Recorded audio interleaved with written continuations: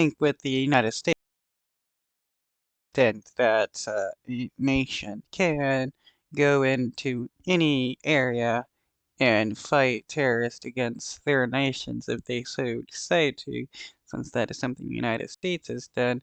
The Israeli government is wanting to do the same thing with Hamas.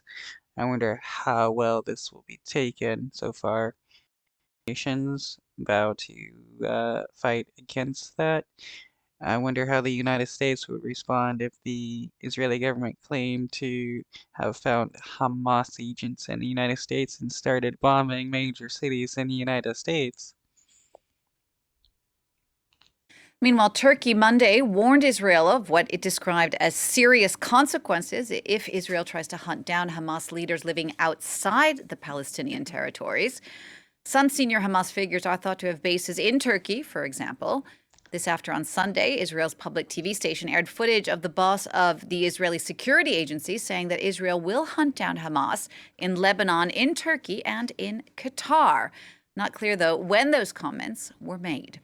Well, for more on this, let's bring in France 24's Angela Diffley. Angela, Israel in the past has hunted down and killed organizers and operatives of attacks. There are some very well-known examples in the past. Yeah, there are. I should just perhaps clarify. So the Israeli security agencies, Shin Bet is a bit like the FBI. It deals with Israel's internal security problems. Mossad, equally well known, more like the CIA, and deals with security affecting Israel, but outside the country.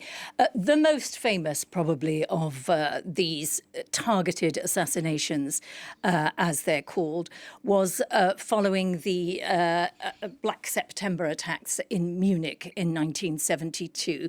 That was when 11 Israeli athletes were, some of them taken hostages, but 11 of them subsequently killed after an attack by the Palestinian Black September organization. Now, it took them maybe 20 years and in many different countries, but the Israelis eventually found and killed all of the people involved in that, those who organized, those who were operatives in it. That's a Though, is it truly bringing people to justice if you don't even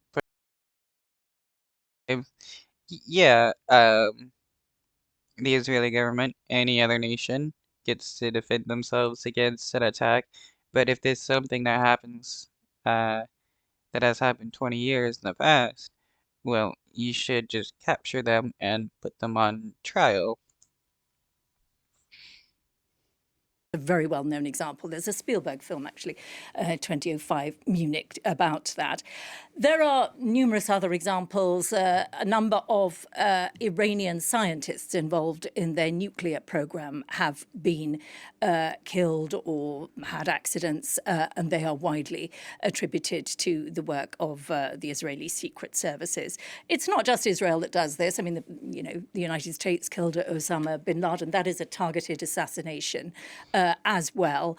Yeah, United States is really big on going into other nations and killing people that are considered terrorist states, even without the permission of the government of the nation that they're going into, which for some people could be considered a violation of their sovereign rights.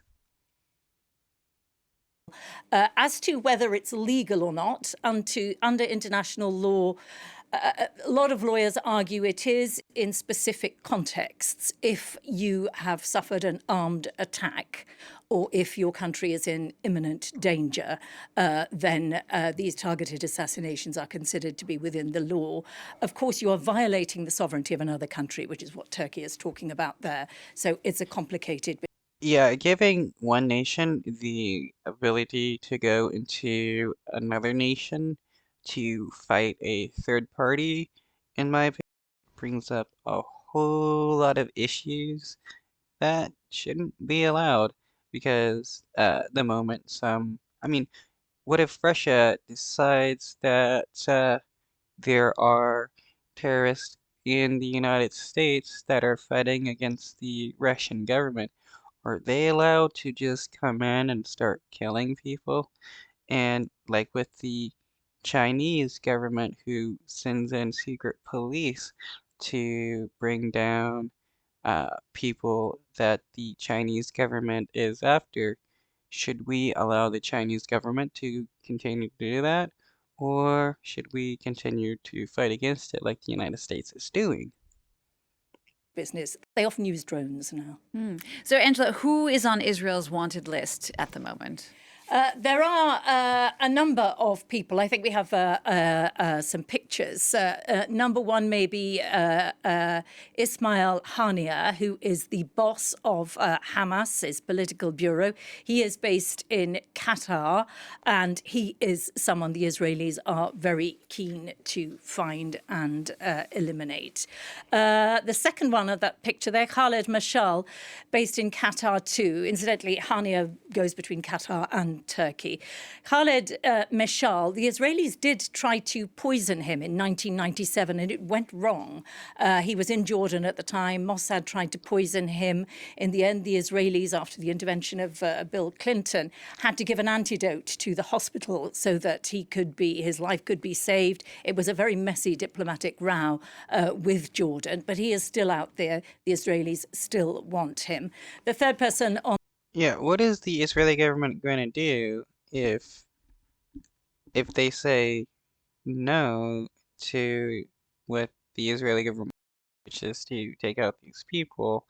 Will the Israeli government then declare war on Qatar and Lebanon? On that list, we have Salah al-Aruri. He is more concerned with Hamas operations on the West Bank and financing of Hamas. He was born in the West Bank. They are three people the Israelis have wanted for a long time. Since October the 7th, they want the two masterminds as well of the October 7th attacks.